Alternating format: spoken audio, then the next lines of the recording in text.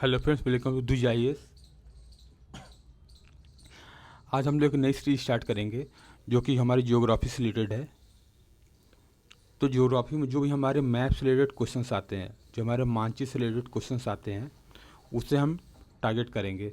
और PYQ को अपना बेस आधार बनाते हुए जिस भी तरह के क्वेश्चन पूछे आते हैं उसको हम जो है कवर करेंगे।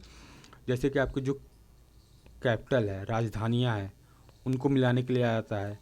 उसके बाद जो आपके ग्रासलैंड्स हैं, जो घास के मैदान हैं, उनके बारे में पूछ लिया जाता है कि ये कौन से कंट्रीज में है। ऐसे ही आपके लेक्स, झीलों के बारे में पूछ लिया जाता है।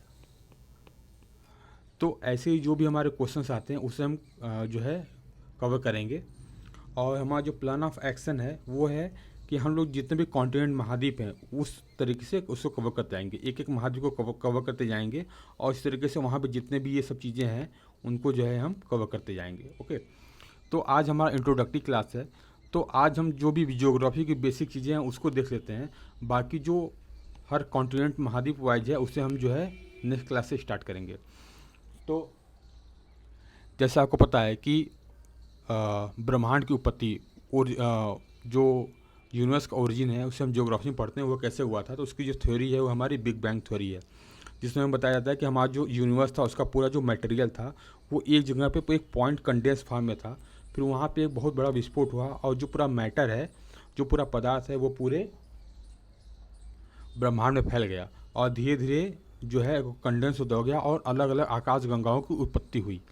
तो जो अलग अलग आकाश गंगाएँ हैं वो हमारी हैं, जैसे अलग अलग शेप में होती है, जैसे birds, spiral shape, irregular shape, spiral shape, lenticular, elliptical और पेकुलर शेप है। ऐसे ही हमारी जो गैलेक्सी है, हमारी जो आकाश गंगा है, उसका नाम है हमारा मिल्की वे और उसका जो शेप है वो है स्पाइरल, इस तरीके का।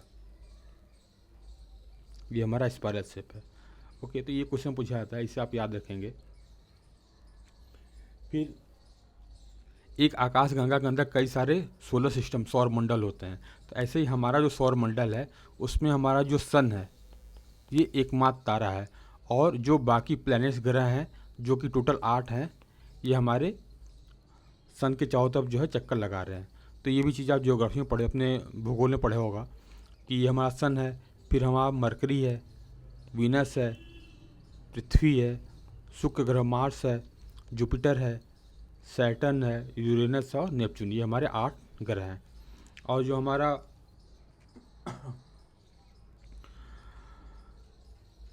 और इसके बाद हमारा जो ग्रह है वो है पृथ्वी। और इसे जो हम, जिससे आपको दिख रहा है कि काफ़ी नीला नीला दिख रहा है, इसलिए इसको जो है ब्लू प्लैनेट भी बोलते हैं, यानी नीला ग्रह ग्रह बोलते हैं। ठीक, ये जितना पानी है हमारा वो हमारा नीला पेयर है, इसलिए इसको नीला ग्रह बोलते हैं। तो हमारा जो ये पृथ्वी है उसका शेप जो है, यहाँ पे आपको स्पाइरल दिख रहा है, स्पेरिकल दिख रहा है, लेकिन क्वेश्चन में आता है तो हमारा जो पृथ्वी का शेप है वो है जियोइड। स्पाइरल थोड़ा सा ऊपर से चिपटा हुआ है, यहाँ से और यहाँ से चिपटा हुआ है, तो इसका जो शेप आता है वो थोड़ा सा इस तरीके से आता है। यहाँ यहाँ बहुत शेप नहीं है बढ़िया, यहाँ से ऊपर से नीचे से जो है थोड़ा चिपटा होता है और इधर थोड़ा फैला हुआ होता है। लेकिन समझने के लिए जो है इसे हम जो है स्पेरिकल शेप में बना देते हैं। ऐसे ही अगर हम पृथ्वी को 2 भाग में डिवाइड करें, अगर हम यहाँ से बीच में से काट दें इसे, तो ये 2 भाग में डिवाइड हो जाएगा। तो ये दोनों अर्धगोलाकार हो जाएंगे। ठीक, तो इसको हेमिस्फीयर बोलते हैं। तो हम इसे ऐसे भी काट सकते हैं और इसे ऐसे भी काट सकते हैं। ओके, अगर हम इसे ऐसे काट दें तो ये जो ऊपर वाला पार्ट है वो हमारा नदर्न हेमिस्फीयर हो जाएगा, यानी हमारा उत्तरी गोलार्ध हो जाएगा। और ऐसे जो हमारा नीचे वाला पार्ट है वो हमारा सदर्न हेमिस्फीयर हो जाएगा, यानी दक्षिणी गोलार्ध हो जाएगा। ऐसे ही हम इसे बीच में से भी काट सकते हैं। ठीक, तो ये हमारा जो इधर वाला पार्ट हो जाएगा, ये यहाँ पर गलत लिखा हुआ है, ये हमारा हो जाएगा ईस्टर्न, मतलब पूर्वी गोलार्ध। और ये हमारा जो इस साइड वाला हो जाएगा, ये हमारा हो जाएगा पश्चिमी गोलार्ध। मैप में हम सबको याद रखना है कि मैप में जो हमारे डायरेक्शंस होते हैं, जो दिशाएं होती हैं, वो इस तरीके से ली जाती हैं। जो ऊपर वाला होता है ये हमारा नॉर्थ होता है, यानी उत्तर। जो नीचे वाला होता है ये हमारा साउथ होता है, यानी दक्षिण। जो इस साइड होता है ये हमारा होता है वेस्ट यानी पश्चिम, और जो हमारा इस साइड होता है ये होता है हमारा ईस्ट यानी पूर्व या पूरब। तो इस चीज़ों का आप याद रखना है। तो आगे बढ़ते हैं। इसी बेसिस पे जो अक्षांश रेखा कौन सी है जो इसे हमारे नॉर्दर्न हेमिस्फीयर साउदर्न हेमिस्फीयर में डिवाइड करती है, हमारी होती है इक्वेटर यानी भूमध्य रेखा। तो ये हमें उत्तरी गोलार्ध और दक्षिणी गोलार्ध में जो है डिवाइड करती है। ऐसे ही हमारा जो प्राइम मेरिडियन होता है 0 डिग्री वाला, ये इसे हमारा पश्चिमी और पूर्वी गोलार्ध में जो है डिवाइड करता है। ऐसे हमारा तो अब इस नॉर्दर्न हेमिस्फीयर में जितने भी हमारे अक्षांश आएंगे उसके आगे एन लगा होगा, वो बताता है कि हमारा ये नॉर्दर्न हेमिस्फीयर में है। जैसे टॉपिक ऑफ कैंसर, तो ज़्यादातर लोगों को याद रहता है, लेकिन अगर जिनको भी ये कंफ्यूजन होता है कि कैंसर ऊपर रहता है या कैप्रिकॉर्न नीचे रहता है, तो याद रखेंगे कैंसर कहाँ होता है। कैंसर हमारे फेफड़े में होता है, फेफड़ा कहाँ होता है हमारा ऊपर रहता है, तो टॉपिक ऑफ कैंसर जो हमारा ऊपर हो जाएगा। टॉपिक ऑफ कैप्रिकॉर्न, कैप्रियम कहाँ पहनते हैं, वो नीचे पहनते हैं, तो कैप्रिकॉर्न कहाँ हो जाएगा, नीचे हो जाएगा। ठीक, ऐसे ही आपको कभी क्वेश्चन आ जाता है कि पृथ्वी पर पूरे अक्षांश जो सर्किल है ना, वो अक्षांश जो रेखाएं हैं सर्किल वो टोटल कितनी है।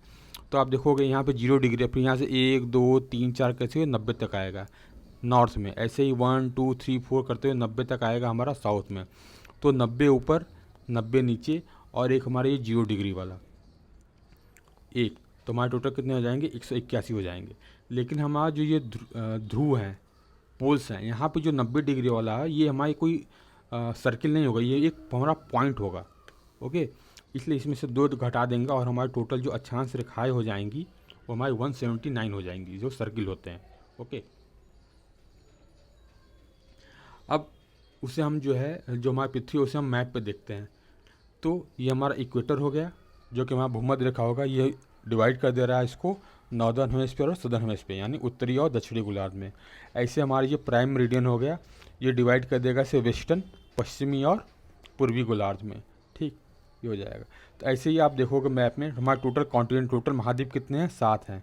कौन कौन से हो गए, Asia, Europe, Africa, north America, south America, Antarctica. Asia, Europe, Africa, उत्तरी अमेरिका, दक्षिणी अमेरिका और अंटार्कटिका।